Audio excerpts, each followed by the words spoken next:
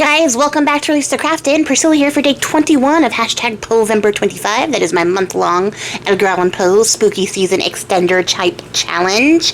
And you guys, we're in the last 10. We're in the last half of the challenge, the back third, the back 10, I don't know, golf stuff. I think that's a thing that you say. I'm sad. It makes me sad to know that we're on the last part of, the prompts for Poevember. I can't believe it's gone by so quickly. We only have 2 more poems left. We're starting a new poem block today. Today and the next 5 days, we're going to be doing a Valentine.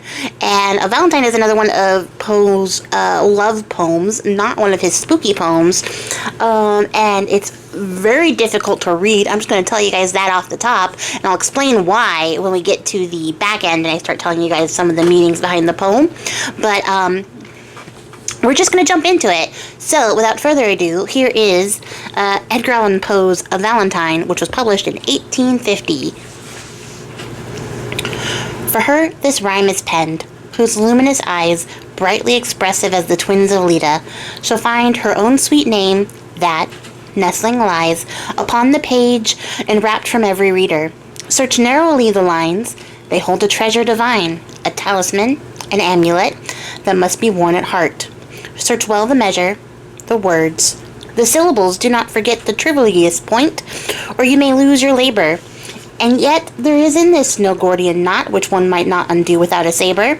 If one could merely comprehend the plot, and written upon the leaf were, now our peering, eye scintillating soul, there lies perdu 3 elegant words, oft uttered in the hearing of poets, by poets, as the name is a poet's too. Its letters, although naturally lying, like the knight Pinto, Mendez Fernando, still form a synonym for truth. Cease trying. You will not read the riddle, though you do the best you can do. And like you guys, the poem is not easy to read, especially compared to his other works, which are all very flowy and rhymey in a way that sort of works very easily for reading and enunciating. I still am not really sure how you would pronounce trivialist in a way that makes sense with the rest of the poem, because it's just got weird meter. Okay, it's got weird meter for a poem. It's not one of my favorite ones for sure, but I do like this poem because it's a little bit cheeky. It's a little bit of a cheeky poem because the whole poem is basically a love thing. It's a declaration of love. But it's also an allusion, what do you call that? There's a proper term for it, but it's an allusion to, allusion with an A, not an I, to the trick of the poem, which is that it is a riddle, it is a word puzzle of a poem, and yeah. It is, in fact, an acrostic poem, but not like the standard acrostic, where the first letter of each line spells out a word. It actually goes across in a certain sort of set, where the first letter of the first line is the first letter that you need for your riddle, the second letter of the second line, and so on and so forth. So like the third letter of the third line, fourth of the fourth, like all the way through, will spell out a word. And the word isn't actually a word, it's a name. The name, in fact, is Frances Sargent Osgood. Mrs. Osgood is somebody he may have had a dalliance with. She's a fellow poet. And it's definitely understood that they had a bit of an affair going around this time when he wrote this poem for her. And so it's not just like a cheeky, like, ha ha ha, I hit a riddle within this poem.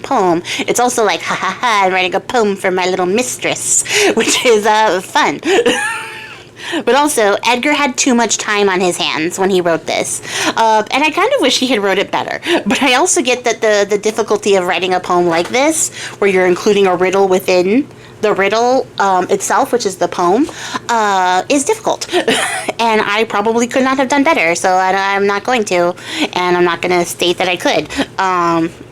I will say it is a fun poem if you get past the weird way that it's to be read. There's lots of random commas and like em dashes for pauses and things like that. So it gets a little bit tricky on the reading, but I enjoy the poem nonetheless. More so for the fun riddle bits about it, and the fact that there's declarations of love, and even like there's allusions to other things like the Gordian knot, which is the knot that Alexander the Great had to cut in half because he couldn't untie it. It was so tied up. Or the twins of Leda, which are actually Castor and Pollux. Also the two stars in the sky that are part of the Gemini constellation. So when he says that her eyes are as brightly expressive as the twins of Leda, I'm taking that to understand it's the stars and not two dudes. But yeah, that's basically everything I can think about when it comes to this poem. It's a fun poem outside of the fact that it sucks to read, but otherwise I really enjoy this one, and I'm happy to do this block and sort of explore some of the prompts here, because I picked some different things that I normally wouldn't pick, because there were some words in this poem that don't pop up as much as other words do in his other poetry. So it's definitely fun to explore. What I am making today, let me talk about that for like a second, right? Before we run out of time, is basically what you guys are seeing is a pocket page. This is like a 2-part construction, because this is the first part. The second part I'm going to do I think on tomorrow's prompt, if I remember correctly.